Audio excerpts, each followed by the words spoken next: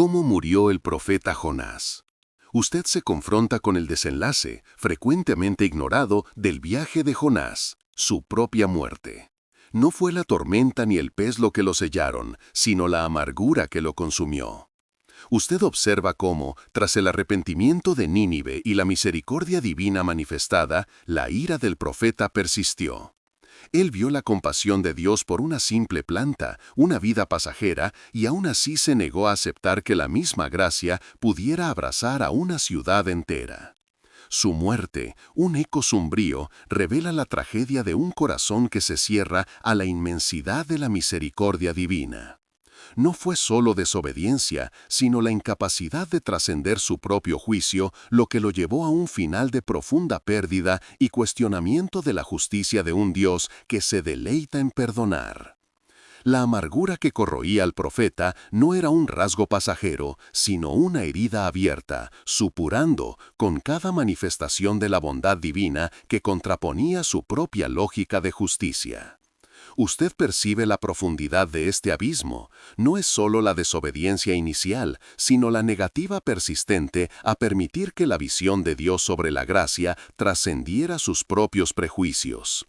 La lección de Nínive, la ciudad salvada de la destrucción, y la provisión de la planta para su sombra, eran invitaciones directas a la reflexión, pero para él parecían solo irritaciones, evidencias de una lógica divina que no podía o no quería comprender. Usted es llevado a ponderar sobre la escena final, donde Dios en su infinita paciencia intenta dialogar con Jonás, exponiendo la ironía de su compasión por una planta que surgió y pereció en un día, contrastada con su indiferencia por la salvación de cientos de miles de vidas en Nínive. Pero esta interrogación divina no encuentra respuesta en Jonás. El libro termina con la pregunta de Dios resonando en el vacío, un silencio que para usted habla más fuerte que cualquier lamento.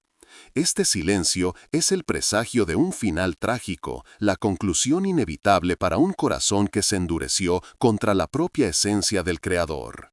La muerte de Jonás, por lo tanto, no es un accidente ni un mero desarrollo físico, sino el sello de una negativa espiritual. Es la consecuencia de un alma que se niega a ser maleable, a doblegarse ante la inmensidad de la misericordia que se derrama sobre todos, sin distinción o mérito aparente.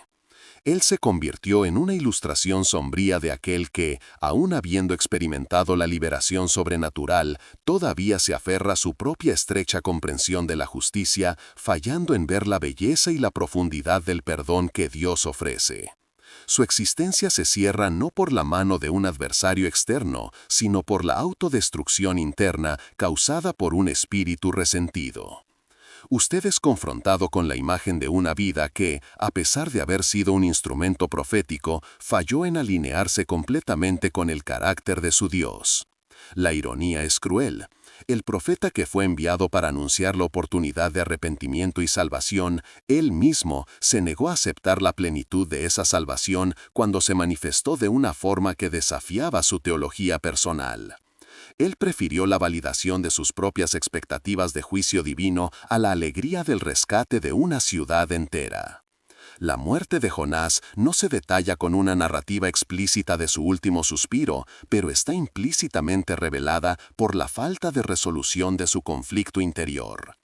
El desenlace de la historia, donde Dios deja su pregunta flotando en el aire sin que Jonás responda o se arrepienta de su propia amargura, es el epílogo de una vida que no pudo liberarse de sus propias cadenas de prejuicio.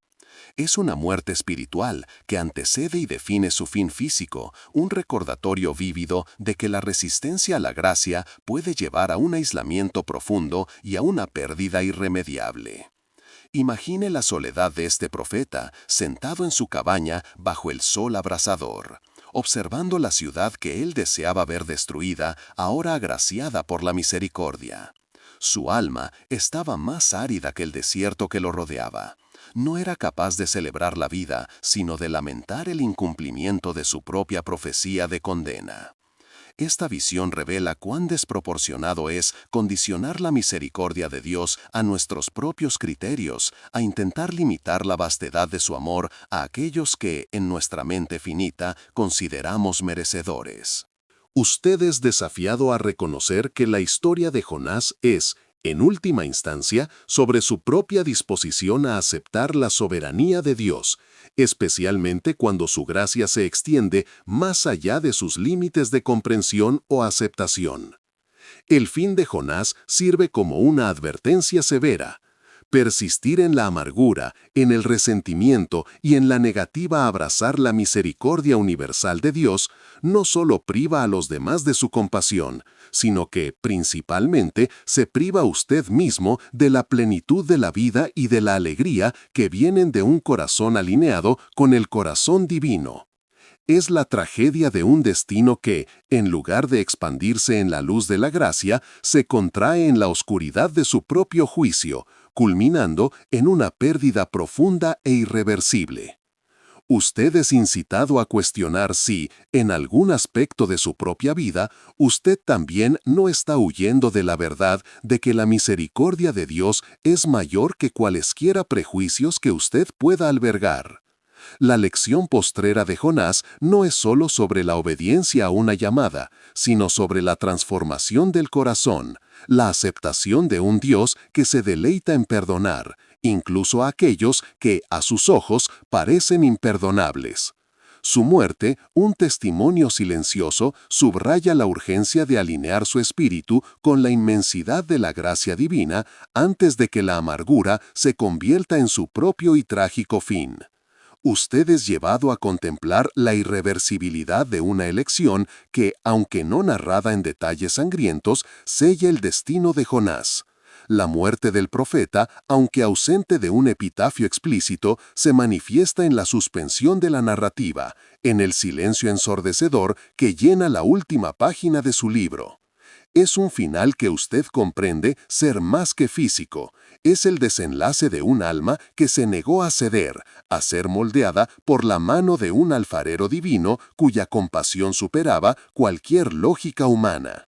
Usted es testigo en la ausencia de una resolución feliz de la culminación de una resistencia que se volvió fatal. Esta muerte no es un evento aislado, sino el punto final de una trayectoria de amargura persistente.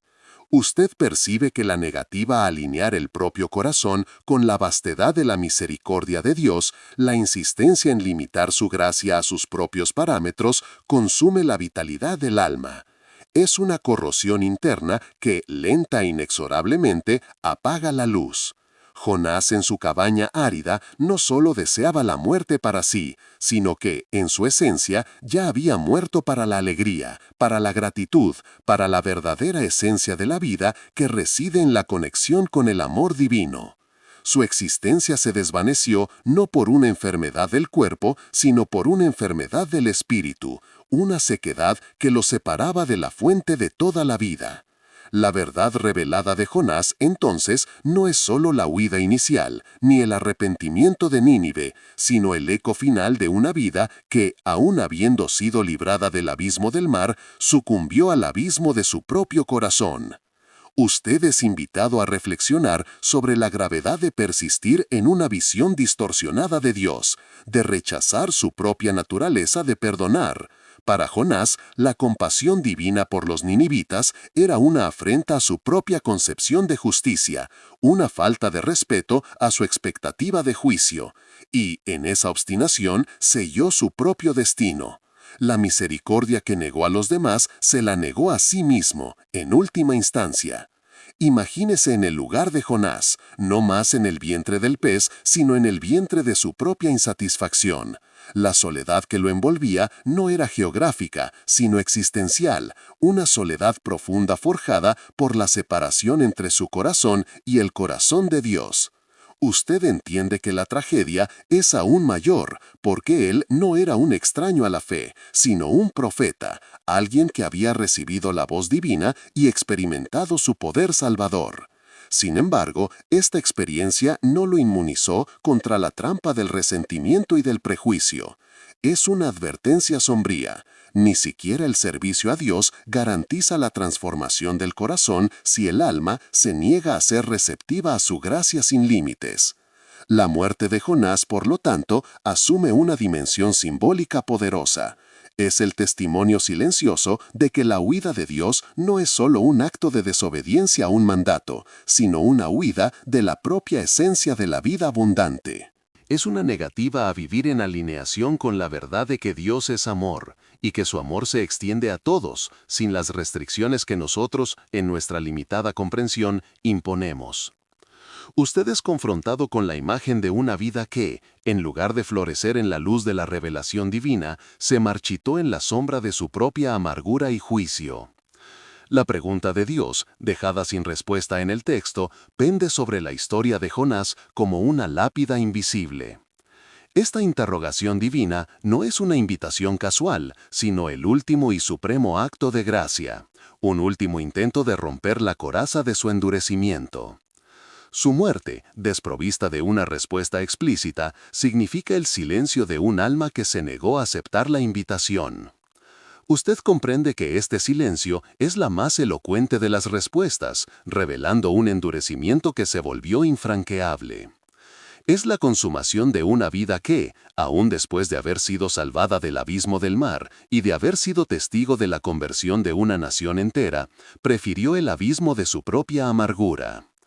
Esta conclusión de la historia de Jonás, a menudo descuidada o mal interpretada, le ofrece a usted una profunda reflexión sobre el peligro de una espiritualidad que se vuelve autorreferente y excluyente.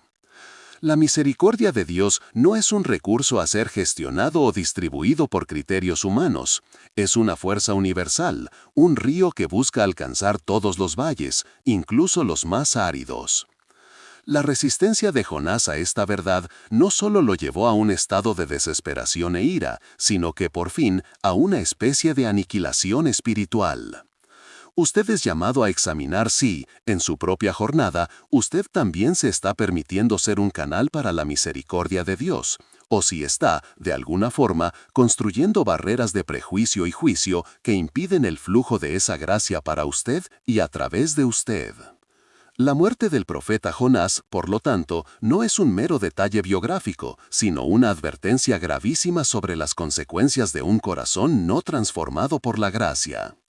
Es un recordatorio perpetuo de que la salvación no se limita a la liberación de peligros físicos, sino que es, sobre todo, la redención del espíritu, la curación de prejuicios y la apertura a un amor que trasciende todas las barreras. Usted es desafiado a abrazar la vastedad de la misericordia de Dios, a permitir que ella moldee su propio corazón y su visión del mundo, para que usted no encuentre, como Jonás, un fin marcado por la amargura y por la pérdida de la verdadera vida que solo se encuentra en la rendición completa a la bondad divina. La historia de Jonás y su desenlace silencioso son en última instancia una invitación urgente para que usted huya de la rigidez de su propio juicio y corra a los brazos de un Dios cuya misericordia no tiene fin. Dale a me gusta al video y suscríbete para no perderte los próximos.